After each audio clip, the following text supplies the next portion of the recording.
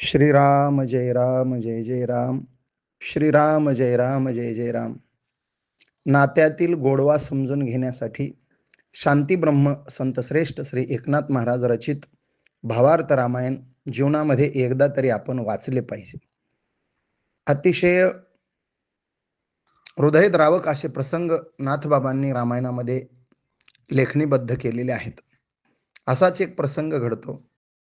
दशरथ सीता स्वयंवरासाठी जेव्हा मिथिला नगरीमध्ये पोहोचतात, तेव्हा मिथिला नगरीच्या प्रवेशद्वारावरच राजा जनक दशरथ महाराजांचं स्वागत करण्यासाठी येतात.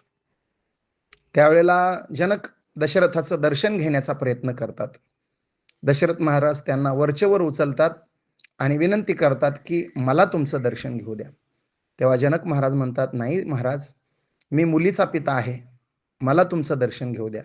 तेव्हा दशरथ महाराज म्हणतात, हो, तुम्ही मुलीचे पिता आहात म्हणूनच मला तुमचं दर्शन घेऊ द्या. जनक महाराज म्हटले, मी समजलो नाही. त्यावेळेला दशरथ महाराज म्हणतात, तुम्ही मुलीचे पिता आहात म्हणून मला तुमचं दर्शन घ्यावयाचं आहे. कारण मुलीचा पिता कन्यादान करत असतो आणि मुलाचा पिता पाणी ग्रहण करत असतो.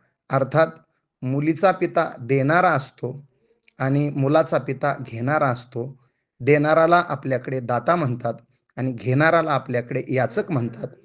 या आशयानं तुम्ही दाता आहात आणि मी याचक आहे म्हणून मला तुमचं दर्शन घेऊ द्या. अयोध्येचा राजा दशरथ मुलीच्या बापाच्या पायावर डोकं ठेवून दर्शन घेण्याची भाषा करतो. हा नात्यातला गोडवा समजून घेण्यासाठी भावार्थ रामायण ऐकलेच पाहिजे. आमचे परमस्नेही हृदयाभिन्न जीवलग माजी सैनिक श्री महारुद्रजी मुंडे डोंगरजवळेकर यांच्या रसाळ वाणीतून भावार्थ रामायणाचे वाचन आपण नक्की ऐका. रामकृष्ण हरी. श्रीराम जय राम जय जय राम.